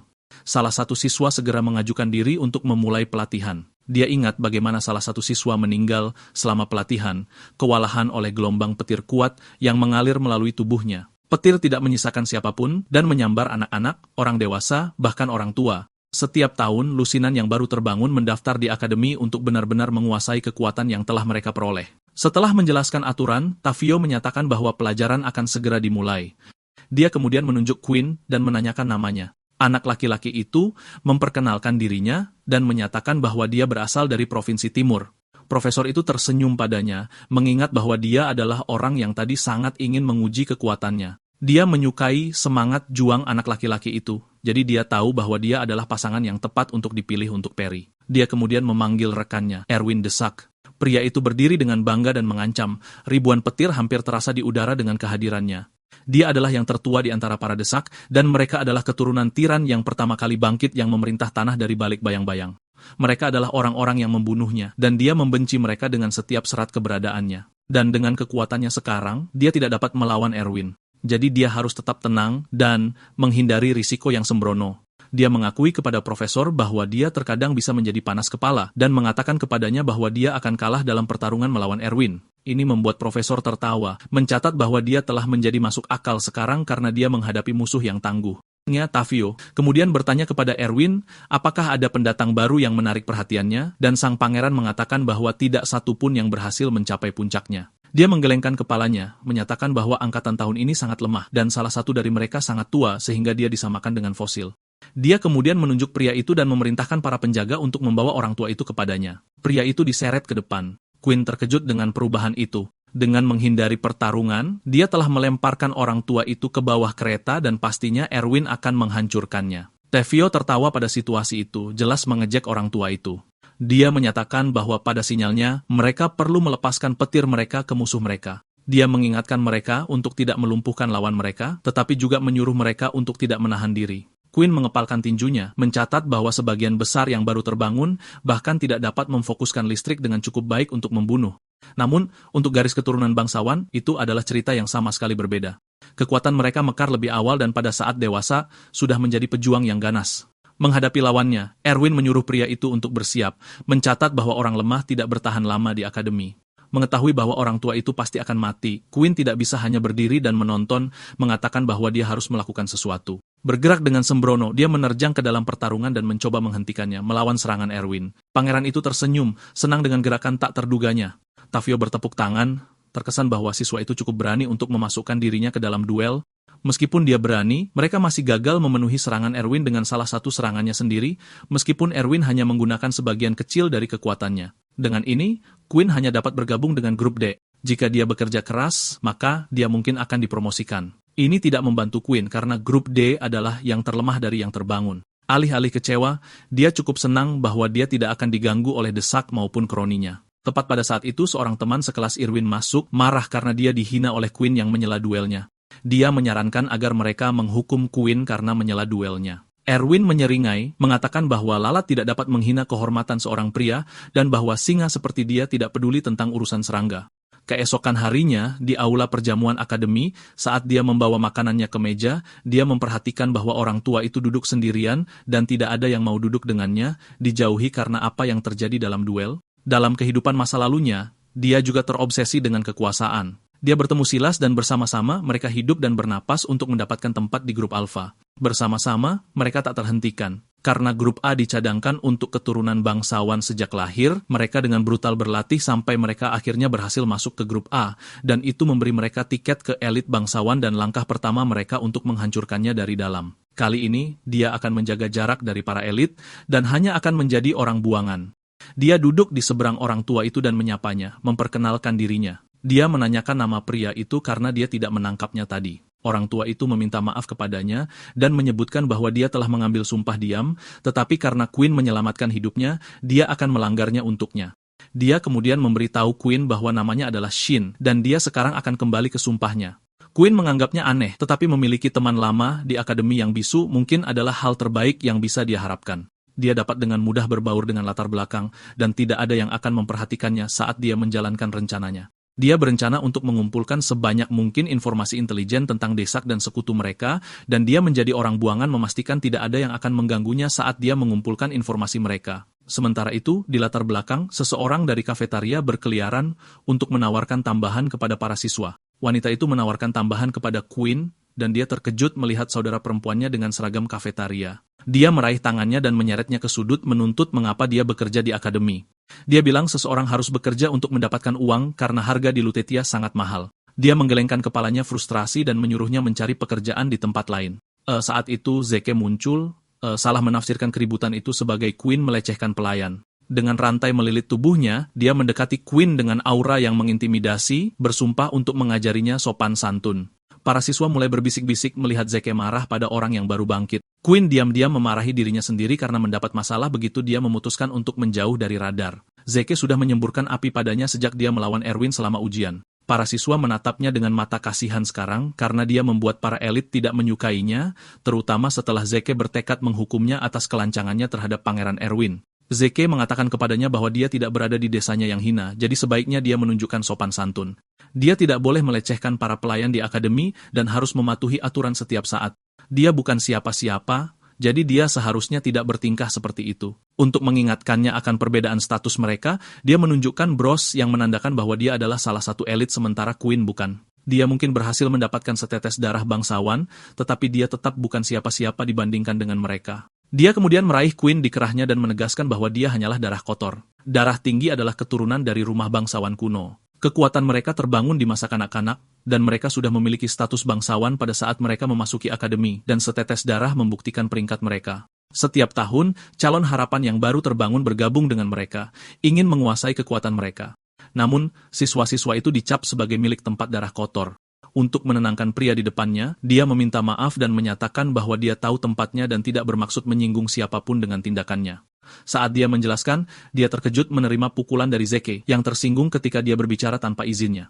Dia meminta maaf lagi seperti domba yang patuh, memohon untuk dimaafkan. Masih kesal padanya, Zeke mengingatkannya bahwa dia harus menggunakan itu sebagai pelajaran. Namun, dia menyadari bahwa wajahnya tidak memiliki bekas pukulan yang tersisa padanya. Queen akan celaka saat pria itu menyadarinya. Karena dia melindungi dirinya dengan lapisan tipis listrik, Zeke mengepalkan tangannya dengan marah, tersinggung karena Queen terus-menerus bentrok dengannya dan memprovokasinya. Queen benar-benar tidak ingin masalah, dan dia hanya bertindak karena refleks murni untuk melindungi dirinya dari serangan. Marah, Zeke memutuskan untuk memberinya pelajaran yang pantas, dengan melemparkannya ke seberang ruangan, hanya dengan kekuatan fisiknya.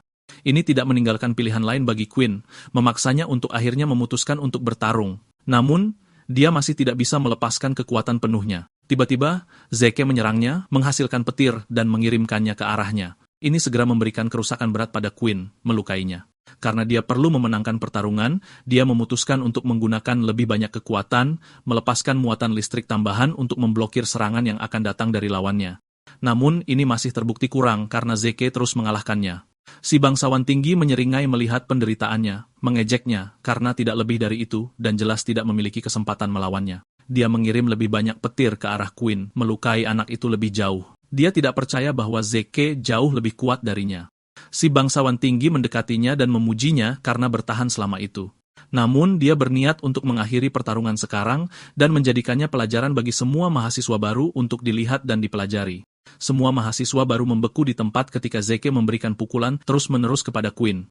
Dia perlahan-lahan terkuras dan mulai merasa seperti sekarat. Tanpa ampun, Zeke menyuruh para siswa untuk terus menonton saat dia mengubah serangga itu menjadi samsak tinjunya. Zeke tertawa mengancam, mengatakan dia belum selesai menyiksa Quinn. Quinn ditahan oleh rantai. Hampir mencapai batasnya, dia berpikir dia akan dibunuh saat itu juga, menyesali bahwa dia telah melebih-lebihkan dirinya sendiri. Dia memarahi dirinya sendiri karena menyia-nyiakan kesempatan keduanya karena dia merasa tubuhnya tidak tahan lagi dipukuli. Saat dia hendak menutup matanya, dia melihat saudara perempuannya berlari ke arahnya. Dia meminta maaf padanya di dalam kepalanya karena dia tidak bisa lagi berdiri dari luka yang dideritanya setelah dipukuli. Dia tetap berbaring di lantai saat Zeke bersiap untuk terus memukulnya. Mehdi memohon pada anak itu untuk berhenti menyakiti saudaranya. Melalui air matanya, dia memohon padanya untuk berhenti, tidak ingin pria itu terluka karena kesalahannya. Zeke menyeringai, mengatakan bahwa dia harus dipukuli sebagai gantinya jika dia bersikeras.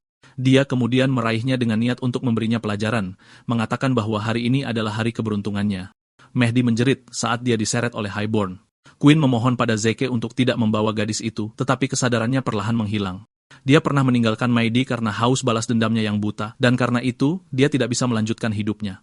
Dia tidak akan membiarkan itu terjadi lagi, tetapi wajah Zeke melihat kembali padanya, seolah-olah mengatakan kepadanya bahwa dia gagal lagi. Quinn bangun dari mimpi buruknya, berteriak. Dia berada di rumah sakit dengan perban di sekujur tubuhnya setelah pertarungannya dengan Zeke. Shin ada di sana, menjaganya, dan Quinn segera bertanya tentang Meiti. Namun, pria itu tidak menjawab, masih mengambil sumpah diam. Saat itu, pria lain berbicara di sampingnya, memeriksa kondisinya. Dia terkejut melihat Silas, tetapi mengesampingkan amarahnya dan meminta saudara perempuannya terlebih dahulu. Silas mengatakan kepadanya bahwa dia kembali pagi itu, tetapi berdasarkan wajahnya, dia telah dipermainkan oleh Zeke sepanjang malam. Quinn mengepalkan tinjunya, amarahnya terasa terhadap para Highborn, yang semuanya percaya bahwa hukum tidak berlaku untuk mereka. Silas mengatakan kepadanya bahwa dia berutang nyawa kepada pelayan itu, tetapi ketika dia menoleh ke Quinn, anak laki-laki itu sudah hilang dan dibutakan oleh amarah setelah mendengar bahwa saudara perempuannya terluka.